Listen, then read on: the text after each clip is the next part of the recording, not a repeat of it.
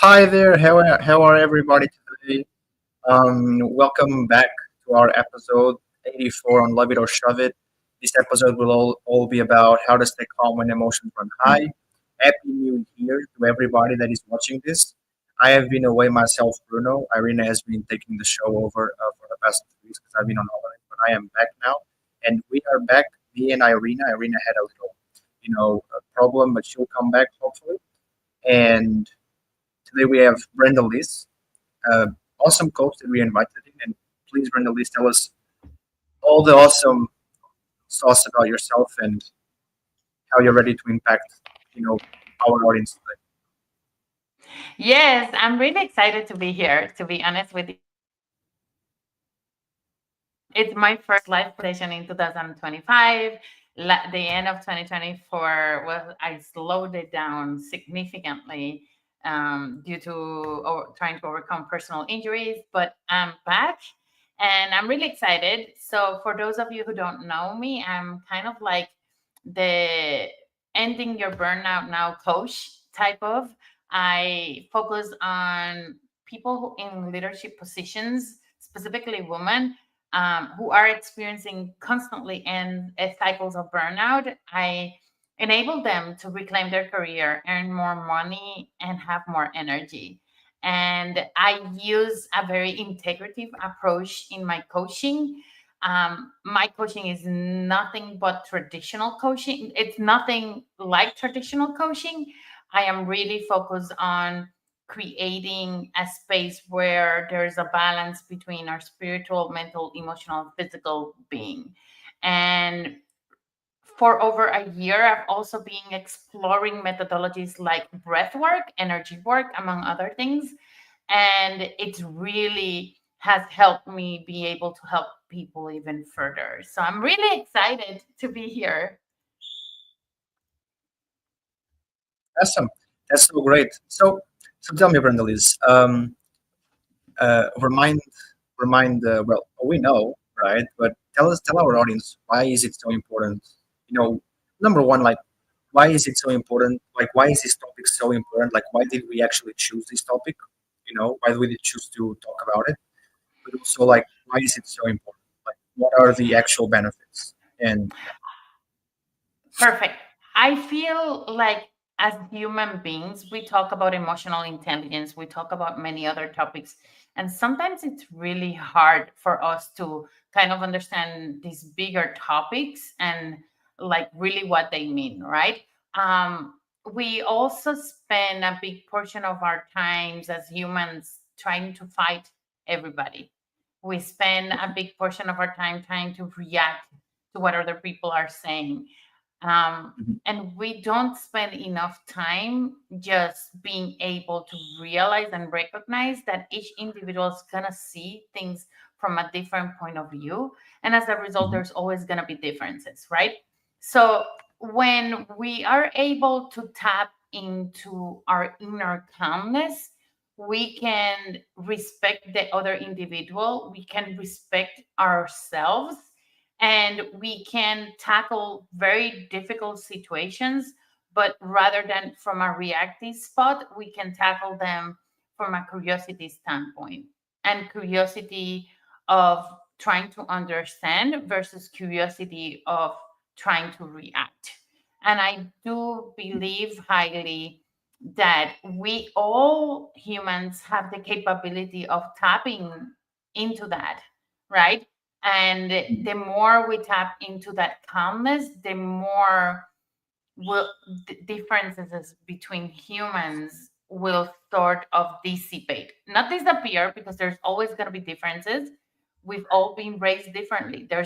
I have a friend that says all the time, there's over 8 billion people in this planet, there's going to be over 8 billion views for the same thing. So knowing that and recognizing that, and coming from a place of calmness, would allow for more understanding. Yeah. Oh my God, that's beautiful. That's awesome. That's such a good way to put it. It's quite funny because when you were talking about it, I remembered about a post that I just saw literally 5 minutes ago, Brendaliz.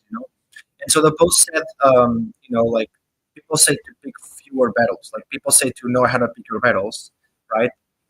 and then it says like, know how to pick your battles. Oops, that's too many battles. I need to pick fewer battles, right? And that's something like really touched me while I was watching it, and I kind of laughed about it because it's so true.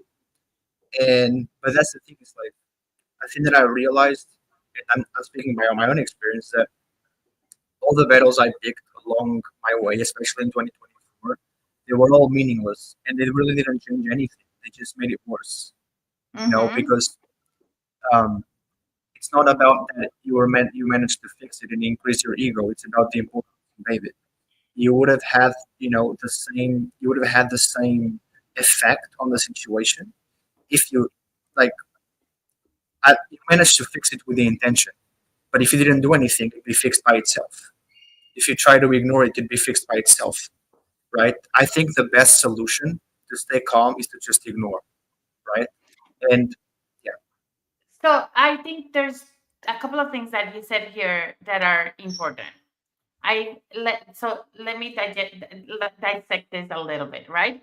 So it's not the ignoring, it's not about ignoring, it's about not letting what's happening have an emotional charge in you. Because if there's an emotional charge in you, it's better not to ignore it internally. It's better to deal with the emotions that you're feeling and allow the emotions to flow so you can actually let them go better.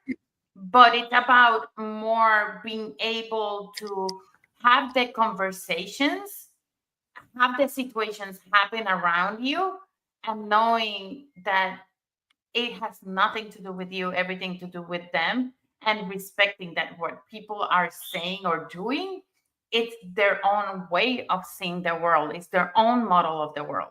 So that's one of the things I wanted to maybe just go a little bit deeper. The other thing, it's about, oh my God, I forgot. Of course. Um, uh, you started with, oh God, what was it? I know I'm gonna remember because I know it's important, so I will remember. Um, it's a reframe, and now I remember. So you were saying that, pick your battles, right? That clause alone is very deep. Why? Because it brings and makes the assumption that there's a battle. yes, But what if you don't have to pick anything because there's no battle? right. So you're just actually allowing things to flow because the moment you internally say, I need to pick my battles wisely, you're telling your subconscious, there's tons of battles I'm going to fight this year. Hmm. Yes. But the moment you recognize what if there's no battles, but there's just opportunities for growth? That comes much less charged as it relates to emotions, right? Right. And you know what? Like it's interesting that you touch on that. Another thing that I was reflecting about, on all the things that happened in 2024 and even in the past as well, when the year was ending, was that every single time there was a battle that I saw it as a battle. I saw it as a battle in the moment because maybe the day I was seeing that potential scenario happening as a battle, right? Mm-hmm. And so, that thing where like the things you tell your brain, when the time comes, your brain will try to prove it that it's real, right? See it from that perspective, in that sense. That's exactly what happens. Um, it's like everything you expect ends up becoming real inside of you, not because of Absolutely. not because of how it is, but because of how you see it, Absolutely. right? So, Right? And so I love that you say that because it goes back to the like pick your battles. So right, you're basically telling yourself there's going to be battles for me to pick this year. But mhm, rather, what would be, I love reframes, right? So think about it. What would be different ways to say, okay, I'm choosing where I put my energy. Like I'm choosing what do I give attention to. That's mhm, very different, energetically speaking, that when you say, I'm going to pick my battles. Because battle comes with the presupposition that there, like, I'm going to pick my battle comes with the presupposition that there's going to be tons of battles to pick from. And you Right. don't want to create, going to what you said, you don't want to create that in your life. You don't want to create battles so you have something to choose from. Hmm. Hmm. Absolutely. Yeah, I find it fascinating because I think it's all about how you see it, right? Um, Even the way you approach the situation, like the moment you start seeing it as a problem, the less you see it as something for you to deal with. There's nothing to deal with anymore. There's something for you to acknowledge, right? And so you in the beginning you talked about something very important, which was like I said, you can ignore it, right? But what you touched on, I also very agree with very much because you can either ignore it, acknowledge it, and let it go, right? And so something that I multiple times tried to do all my life was to ignore it, but not ignore it the same way I do it right now, because I tried to ignore it, still blind to the aftermath of my ignorance per se. Now I ignore it, but I ignore it in a way where I know what's going to happen if I ignore it, right? Where like that aftermath is not going to happen anymore because now I'm aware of something I was unaware of before, right? Mm-hmm. And I think it's really important. Like picking our battles is super important. Staying calm is very important. And then again, like I think, like I believe, like having a set of accomplishments that having like a proven track record, let's say, of situations where we were calm under pressure and emotions were running high, right? Is very important for next situations, next experiences in life where we are able to deal with it because we've dealt with that in the past, right? I think Mm-hmm. that's very important. So there's this saying, and I may say it completely wrong, and please everybody forgive me if I butcher it. But Oh, there's you're this saying that energy goes where attention goes, or the other way around, attention goes yeah. where energy. Like I think it's energy goes where attention goes, right?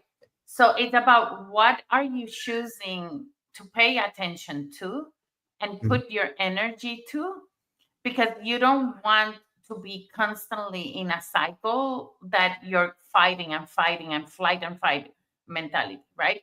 um I Yeah. do feel that as humans our first step is to become more aware, right? Knowing and understanding what are the thoughts that are constantly coming, what are those feelings that constantly keep you in that loop and don't allow you to have conversations, intentional conversations with your partners, with your friends, with your kids, etc., etc. And Mhm. then, like, how does it feel deep inside? Like, what signs do you constantly see? What are the things that are coming always into your reality, and becoming really aware of it for me is the first step, right? I would say secondly, it's about on like healing. I think a big portion, and people go through life without really healing all that baggage that they've been acquiring over the years and that they've been ignoring over the years. I think healing plays a key role, right?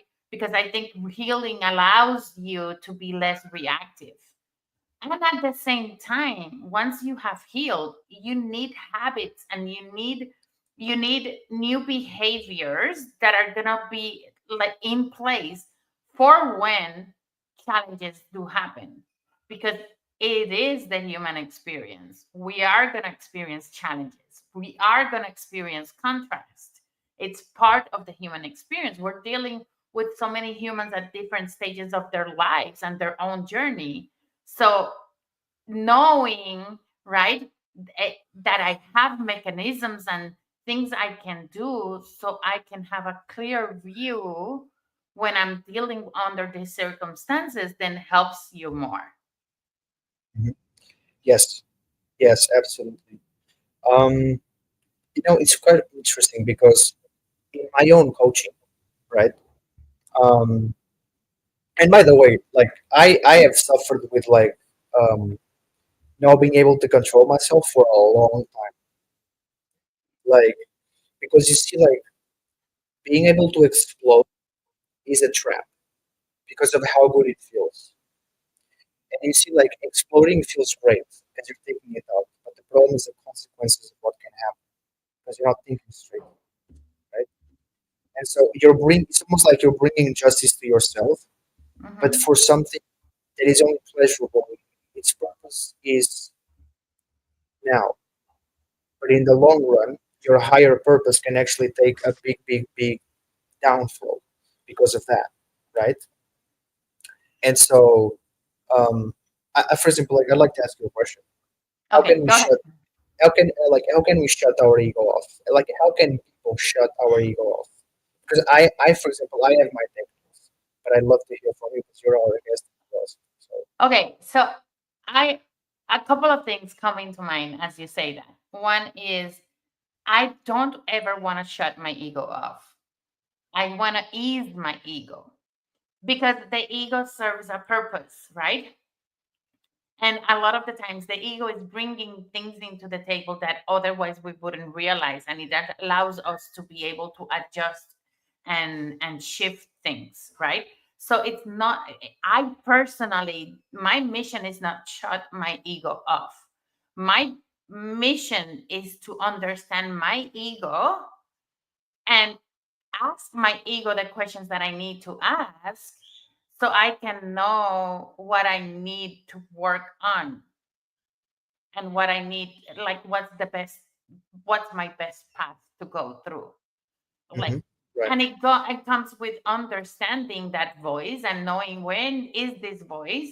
And people might think I'm crazy, but I talk to my ego. And the same way I talk to I my do. unconscious I do mind. that too. And the same way I talk to my higher self. And the same way I talk to many other things. But I talk to source. Some people may say source, God, the universe. Yeah, it's about having those healthy conversations. But for me, it goes back to that awareness, right? Mhm. It's like, and my chair, I don't know if you notice, I'm going down, down, I'm sinking. My chair just went down by itself. I sank like 3 inches.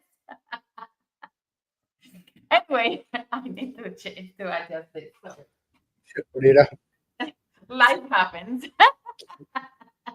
So anyway, you all saw that. I went from here to like being here. Anyway, so what I'm saying is it all begins with awareness. So it's about on the like how are you feeling? The more you heal, the more you can pay attention to how your body feels.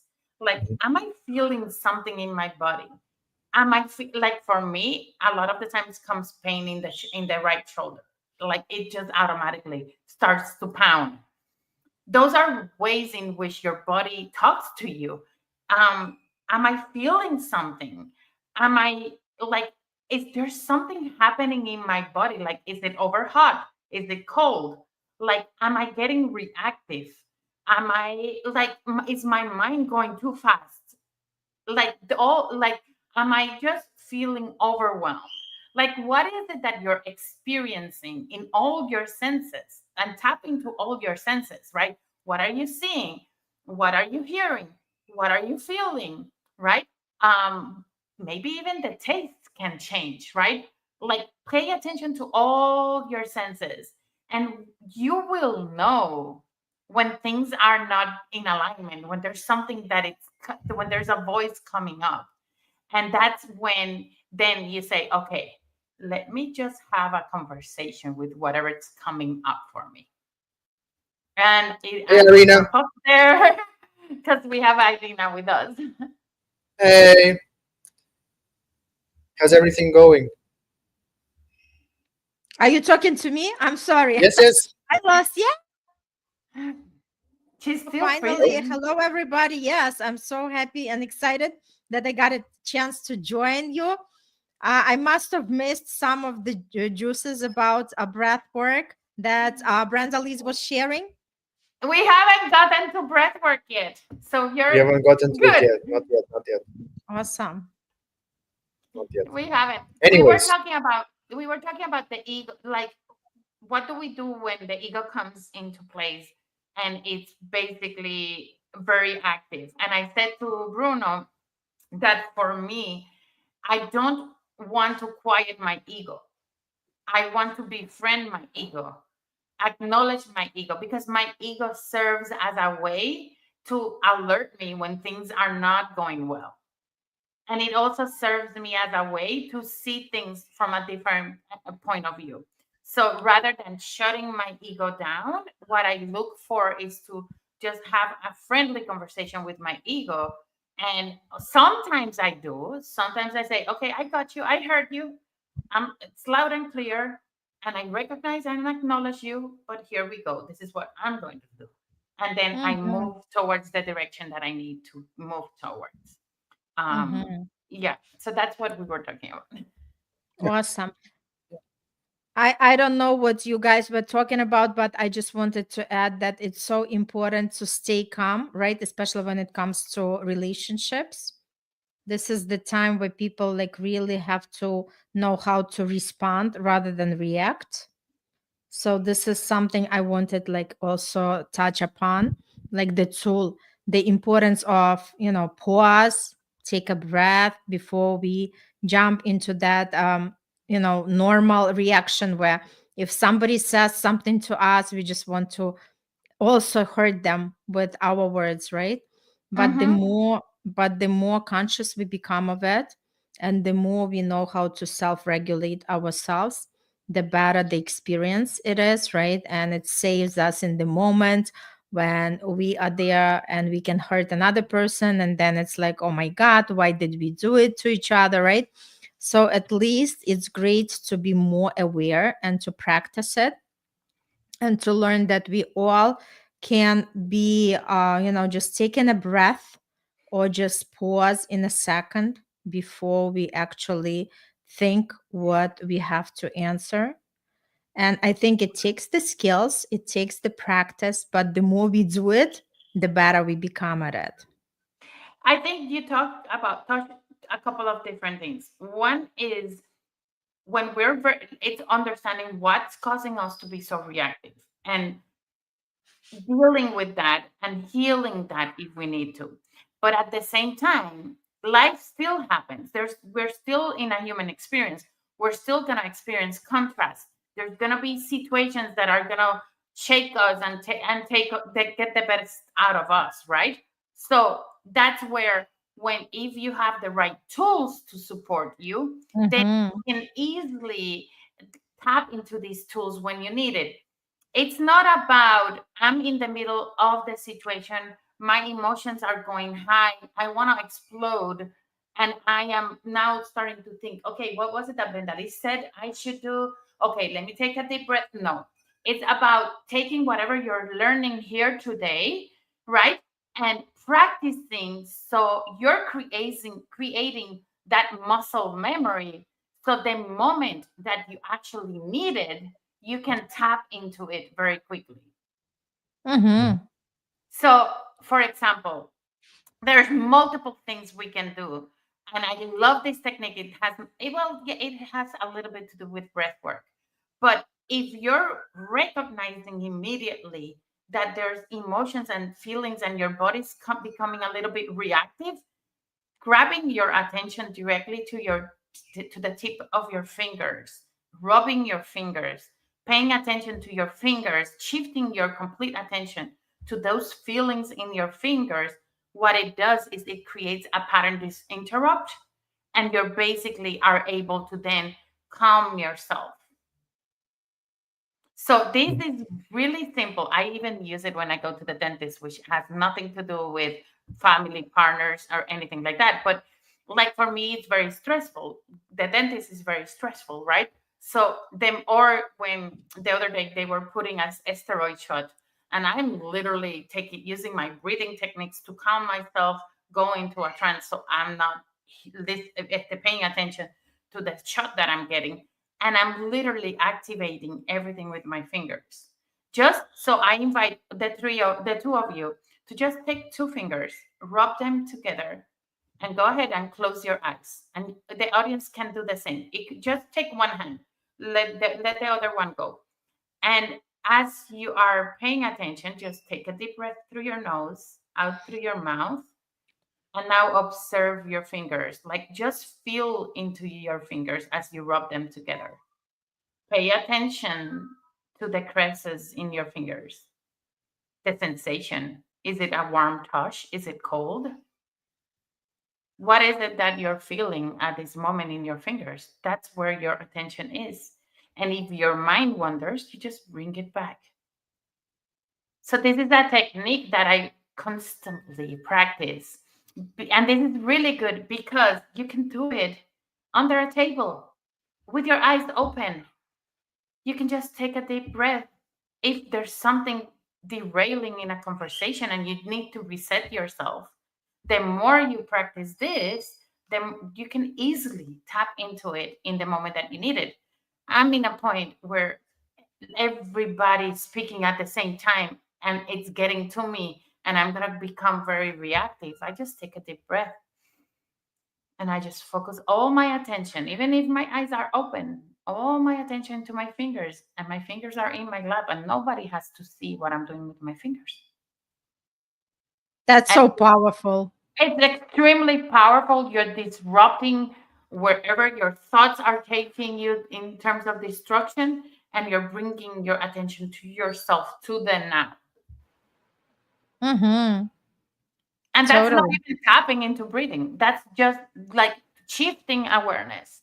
Now, are you going to remember this the next time you have a situation like this? Probably not. So, I invite you every day, put it as part of your habits in the morning or part of your habits, like right before going into a meeting. You just center yourself using your fingers. The more you create that muscle memory, the easier it is for you to tap into it. So good. That's awesome. I love it. I love it. No, that's great. So I had There's more something to say. techniques like this. There's techniques where you can just shift your senses, where you can shift. Sorry, Bruno, I'll bring it back Sure. to you. Where you can shift like what you're hearing. You're paying attention to what you're hearing. Pay attention to the farthest noise, to the closest noise, and all of that. And then you can kind of shift your attention really easily. You can also do it based. So that's the hearing, what you're seeing. Like you can use all your senses to help you recenter in different ways. Bruno, Mm-hmm. what were you going to ask? Sorry for that. Oh no, no, and don't worry about it. Don't worry about it. Yeah. So something that I've noticed in myself, and like I might be very anxious or something, and I've noticed that multiple times, is that every time I get anxious, my brain is not receiving enough oxygen. I've So, become aware. so are Yeah. you? Do you find yourself holding your breath when that happens? No, I just don't. I don't hold my breath. I don't breathe. Like the air is going in like my nose and everything, like unwillingly, but I'm not like breathing enough oxygen. I'm not putting enough Okay, okay. enough, so my head goes into like surviving mode, right? Mm-hmm. It just starts operating on, it's like it's overheating almost, right? So, Mm-hmm. right, so it needs like a almost like a breath of fresh air, and that comes when you push it in, right? When you pull it in, actually. And so I noticed that I started doing that, and it actually helped a lot, you Mm-hmm. know. So what you're doing, what's happening is that unconsciously, based on the situations that we're experiencing, we alter the way we breathe. We can either breathe very fast, or we can either breathe even slower, or sometimes unconsciously, we can even hold our breath to the point of, oh my God, like, oh, I'm not breathing properly, right? To that point. In your case, what it's happening is it's triggering that fight or flight mode, right? So that you're activating the sympathetic nervous system, right? So what you want to do in cases like that is you want to, number one, become more aware of when this happens so you can disrupt it and easily then tap into your parasympathetic nervous system. And this is where taking deep breaths, right, actually helps because you're basically slowing. There's multiple techniques. You can do techniques in which you can combine both nervous systems, or you can do techniques where you're energizing yourself, or you can do techniques where you're just calming yourself, right? Mhm. So the techniques where you energize your nervous system, I say it's all about, I call them, we call, a lot of people call them coffee techniques. The techniques that you use to kind of balance the nervous system, which could be a combination of activating and deactivating the nervous system, then the activating and deactivating the parasympathetic nervous system, Yes. then those techniques are gonna be like what we call water techniques. So these are techniques you can use through the day at any time in the day. And then you have the actual whiskey techniques, which is, I love to call them tea techniques, because for me, I don't drink whiskey, so I prefer tea. So it's the relaxing techniques, the techniques where your out breath is longer than your in breath. And Mhm. those techniques are designed to really activate your parasympathetic nervous system. So it's learning different techniques, practicing these different techniques, and tapping into them when you need them the most. But the key here is one, awareness, and second is practice. Because if you don't create the practice, if you don't know how to use these techniques, you can then be in the middle of a situation and say, okay, I could breathe, but what is it that I do? And then it's like you can even get more anxious. So, Mhm. um, on the contrary, we have all the answers we need within us. So, what you described right there was, you just became aware and you say, okay, this is not the path. And you follow intuitively what your body told you to do, which take a deep breath so you can actually then calm. So, Mhm. we do have that intuitive part. We just don't tap into it enough. Mhm. I Yes. love it. And it's like, for a lot of people, it's, like something new to discover. And, like, although I do know about the breath work, but I barely do it. And it's good that, like, it's good that we are talking about it now. So it's great when people have the tools in their toolbox, and then they can test and try whatever works for them. Because again, we Mhm. do not have to be in that charged up emotional situation.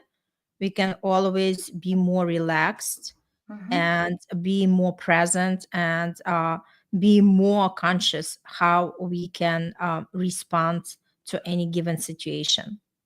Absolutely, absolutely. So I'm going to share with all of you just some quick things you can do. So, number one, if you like techniques you can practice, and I actually love, love, love this technique to do it every moment when I wake up in the morning. So this is it's called coherent breathing, and it's when you synchronize your brain to your heart. It's like not brain, in your mind and heart. You create a mind and heart coherence, right? Connection. Yes. Mm-hmm. And it's basically it's more than a connection. It's like a synchronization. And Oh then wow. they so in order to do this, it could vary from person to person, but like the average, it's basically 5 breaths in, counting in five in, five out. So take a deep breath in on the count of five, 2, 3, 4, 5, out, 2, 3, 4, 5. And we're gonna practice. And then what it does is you do that for a minute. Just 1 minute means that you're doing 10 repetitions, because you're doing five in, five out. That's 10 seconds, right? So each full breath takes you 10 seconds. You're slowing down your breath, right? And what it does, like the feeling you get in your body is incredible. At the end of last year, and I know that you know this, but the audience doesn't know this. I woke up one day with severe pain in my left shoulder, to the point where I couldn't move my arm, my left arm at all. Like I couldn't even raise it enough to put the other hand on. Like that's how severe it was. And every slight movement, even just shifting my body an inch or a centimeter, would send me on like very deep pain. And during the moments I was in severe pain, it was really hard for me to get into the rhythm, right, of being able to leverage my breath. But as soon as I could feel things calming, I would then tap into my breath. And I would like, for me, it was the 5-5. Actually, like I tap into that breath more than I ever thought in my life I would tap into. I think it wasn't even once a day or twice a day. It was like every couple of minutes, I would do 1 minute of this breath because that's how much pain I was in. And it helped me a lot because you're creating this coherence that now opens the possibility of your body to heal, right? So, how does this technique work? It's simple. You just go ahead and close your eyes. And I'm going to invite you both to close your eyes and just take and I actually recommend people, if you are in a place where you can put your feet flat in the ground, it's better. It's not, do you need to have your feet flat in the ground all the time? No, but like it creates it adds a layer of being able to ground yourself. But if you can't, that's fine. Now take a deep breath in through your nose, 2, 3, 4, 5, and exhale slowly, 3, 4, 5. You're gonna stretch. Inhale, go ahead, 2, 3, 4, 5, and you're gonna just breathe slowly out, 3, 4, 5. Inhale slowly, 2, 3, 4, 5. Exhale slowly, 2, 3, 4, 5. Inhale slowly, 2, 3, 4, 5. Exhale, 2, 3, 4, 5. And last inhale, 2, 3, 4, 5. And exhale, 2, 3, 4, 5. And you can go ahead and bring back your breath to normal and open your eyes. How you feel? It's so relaxing. Like completely, completely. Well, in my case, um, it's interesting. I don't feel my head as much, You don't and feel what? I don't feel my head as much. It's like I feel my head, but I don't feel what's around. It's like I just feel my head. That's it. You know, Mm. um, and my heart is pumping faster. But I think that's And that and the that's mind, okay. the, mi- yeah, the And mind that's heart awareness. perfectly fine. And that's perfectly fine. Now, if you repeat this multiple times, you take a couple of seconds of a break, and then you repeat it all over again, and you repeat it all over again. It gets to a point where now you're creating that muscle memory, and you can go into that relaxation and calm mode very quickly. And for every person, it's going to be different because it's going to meet you exactly where you are. So if somebody's coming into the breathing technique like I was with severe pain, I knew I was doing a benefit to my body, but I couldn't even see the benefits of the breathing because I was so into my pain. It took me multiple times for me to be able to actually experience the in the physical world, know that this is actually helping me. I love what you're sharing, Brendaliz, because you walk your talk. And that's important for all of us, whatever we are teaching others. It's like we cannot teach others if we are not actually using what we are teaching. Because in order for it to know that it works, we work it on ourselves. And I love that you tune into your breath work in order to help yourself. Oh, it's really funny because I tap into breathing. I tap into binaural beats that you sent me. Mhm. I tap into meditation. I tap into visualization. I tap into energy work. I tap into emotional work. Like I went crazy doing all these things because I knew we all have my body brought, like I created this in my life through my choices, right? I created like the challenge I have with my shoulder, I created it. And the severity of it was self-inflicted in my case because I started to feel pain a month before it actually froze. And every day it was getting worse and I didn't pay attention to it. I ignored it completely. And my body said, come on, you know what? My brain told my body, yep, shut down. The arm, you can move the arm. It's shut down because somehow you have to heal, Mhm. right? It's the mechanism of your body actually activating your own healing capabilities. And for me, it took me a couple of days where my husband had to say, okay, let's breathe together. Remember what you teach people. You teach people breathing. Let's breathe together. And I had to be, and I do this for a living and I do this all the time. And I had to be reminded that, okay, let's take a deep breath. Because there were points where the pain was so severe that my blood pressure went up the sky. Mhm. I've never in my life experienced high blood pressure, and my blood pressure went like to levels it had never gone before. That's how Mhm. severe the pain was.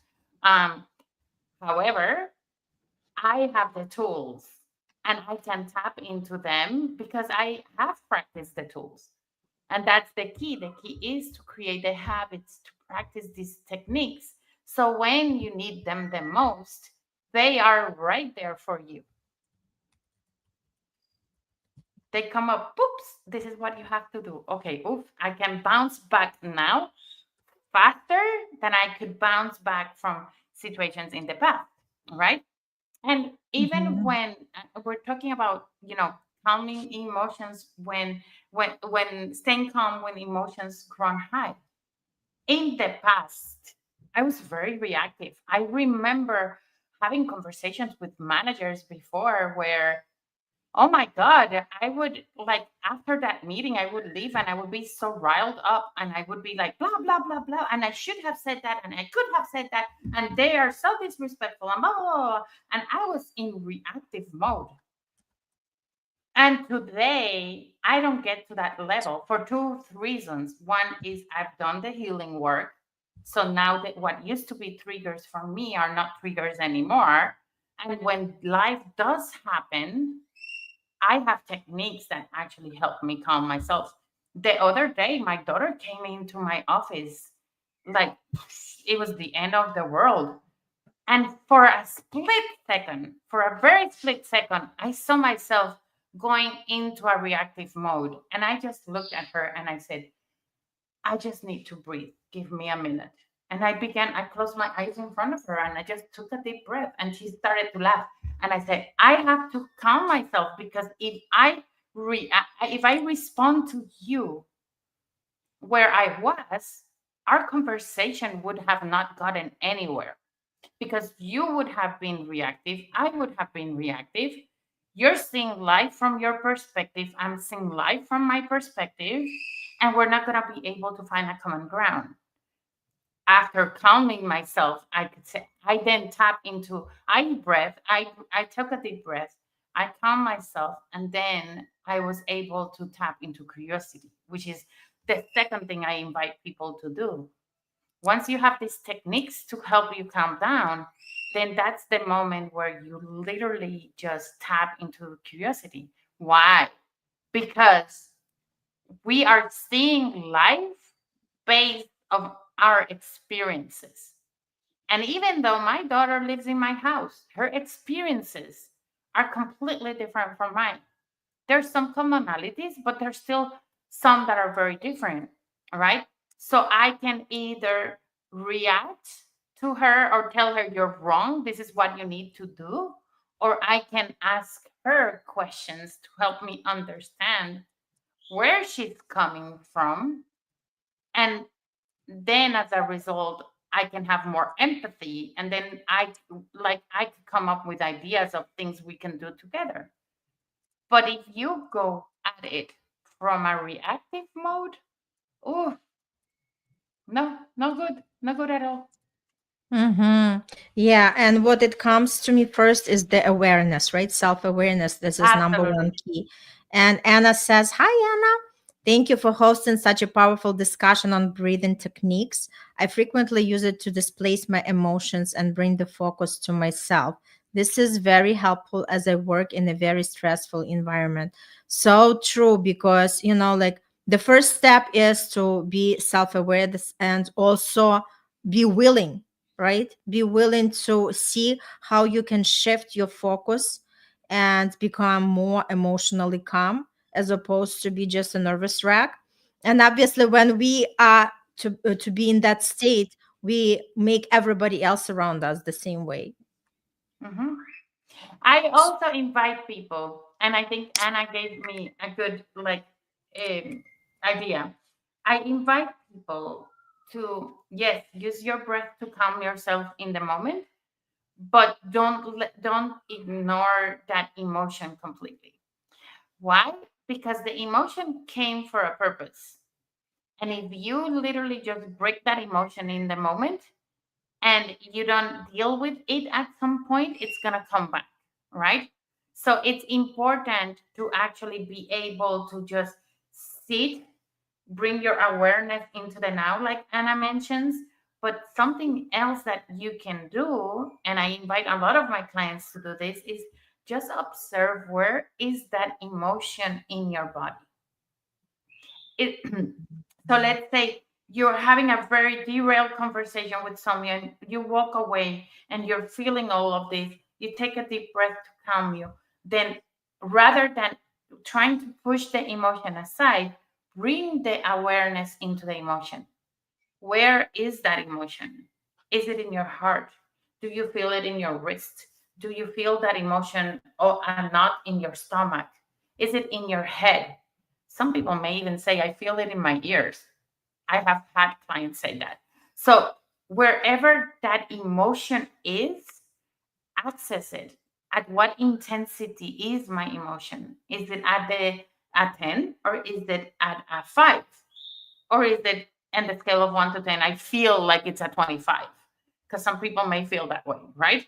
So, whatever it is, create that awareness and honor it. Just observe it.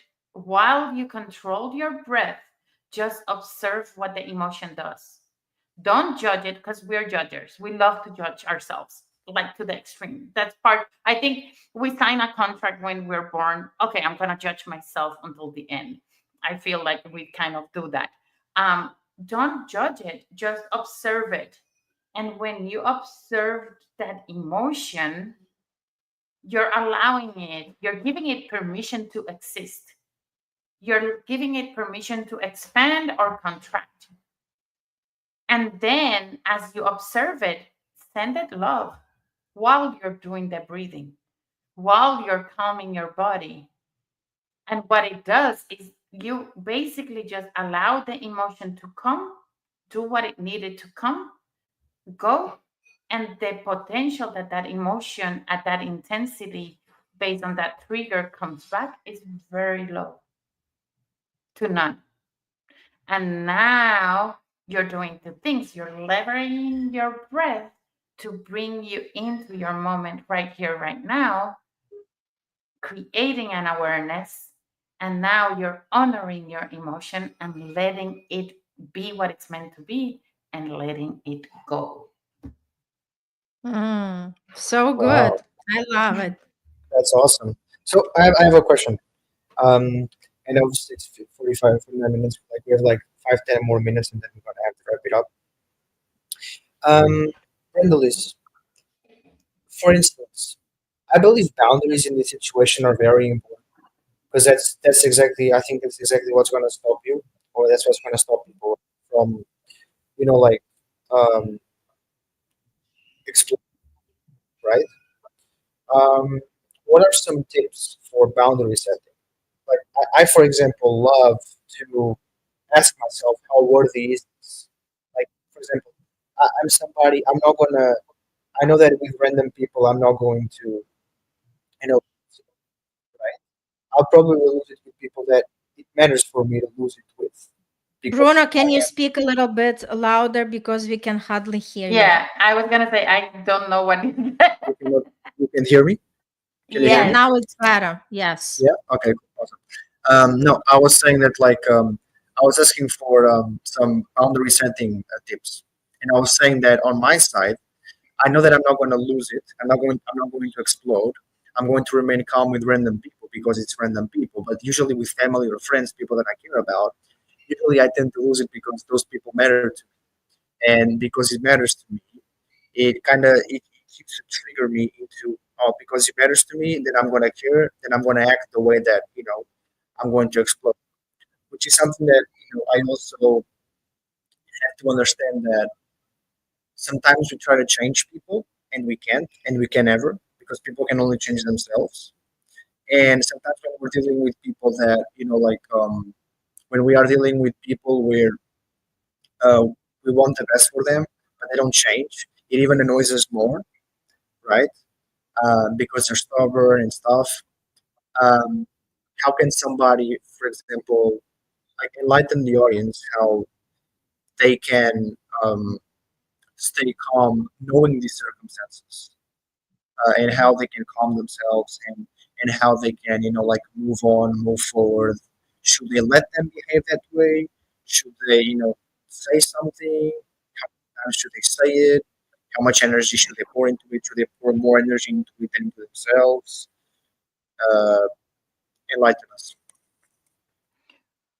This is a very deep question.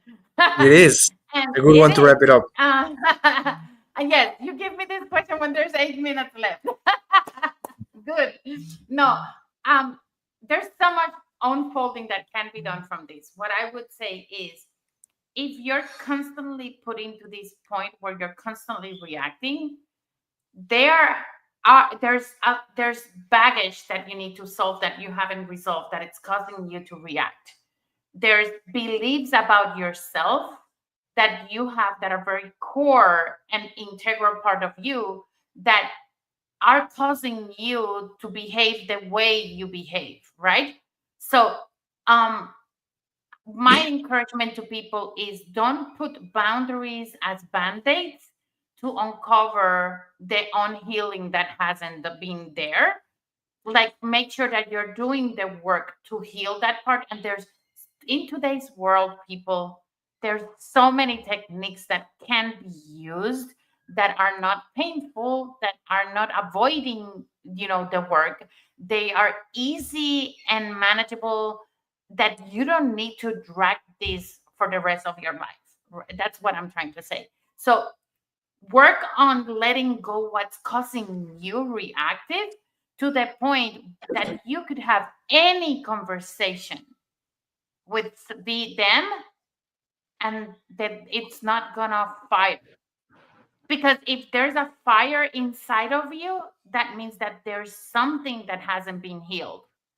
So I Mhm. encourage you to look at what is that your belief system, what is those stories that you're telling yourself that are causing you to react the way that they make you react, because it's really not them, it's you. They're being a Mhm. mirror to what's happening inside your world.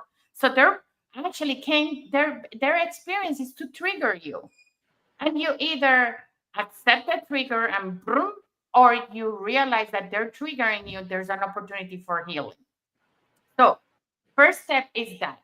And then once you have that healing happen, I think boundaries are healthy, but never use a boundary to avoid, like to put a band-aid to something that hasn't been healed. Now, I don't like to see them as boundaries. I like to see them as this is understanding how I work. So if I feel my daughter coming through that door, woo, I feel that coming bubbling up. Immediately, I know that I need to pause and I need to take a breath and I need to tell her, give me a minute, I'll be right back. This is not the right moment. Give me a minute, I'll be right back. Or the same way around, because I'm teaching her that now when she's out of control, okay, you know what? It's time for me to retract, take a breath, reconvene, and come back when my mind is clear. And that's what you're doing. Like you're creating these processes and habits that allow you to move through the situations easier. Now, boundaries are healthy if you have toxic people in your life, right? And you, like, one boundary that I created is there's certain audio events that I'm not joining for XY reason, because if it doesn't meet these parameters, I'm not putting my energy there. Right? So my boundary is, this doesn't meet these parameters, then I'm not entertaining it. That's different than telling people I'm just gonna not having the conversations because it's gonna trigger me. No, do the healing. Having that conversation, having that trigger is what you need to help you identify what you need to work on. So don't ignore the Wow. conversations, don't avoid the conversations. Yeah. Pay attention to the results of the conversation so you can have better clarity of what you need to work on. Hmm. Right. Understanding that sometimes you just have to take a step out and then Mhm. come back with a clean slate. You never want to have conversations with people when you're angry. You want to take a Mhm. minute because the things that you say, you can never take back. Mhm. Yeah. But that's the thing, it's like I figure that a lot of times, especially in my family, people wanted to talk about it when they were angry.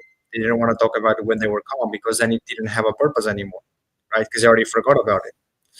But that's the thing is like, and I got that. I got that from my family. I got that from my grandma, especially. Um, yeah, but I had to understand that, you know, I had to understand that, you don't talk about things when you're angry. You talk about things when you're calm and peaceful, right? Because if you don't do that, you're just making things worse. Like because as the thing is like you don't even. I believe that even when people fail, not everything is a failure. There's things that people did good. Like there's things that people actually did good, even if it was listening to what people were saying, because they still listened. They still like held the space for them to whatever, right? But people don't see that because people are so angry and the ego comes so out of it that people treat it as an expectation, although people know it's not an expectation, right? It all goes Um, back to that awareness that Irina mentioned. It's about recognizing what are the things that make you react in a certain way. How does it feel? That, like, for me, it's gotten to a point where I know it in my body even before my mind catches up to it. mhm, Even before the words that they're saying catch up to it, I can feel it in my body that something is not right. And then I can actually take that moment to pause and say, okay, let me take a breath, let me come to it from a place of curiosity, and let me also understand what is this trying to teach me, because if I lose it, that means there's a learning there for me. mhm, So it goes absolutely. back to what you mentioned about failure. You can choose to see failure, you can choose to see that losing it is a failure. I choose to see that losing it is transparency and a way to actually get to know myself better and understand what I need to work on. Hmm. Yes, absolutely. Oh, that's awesome.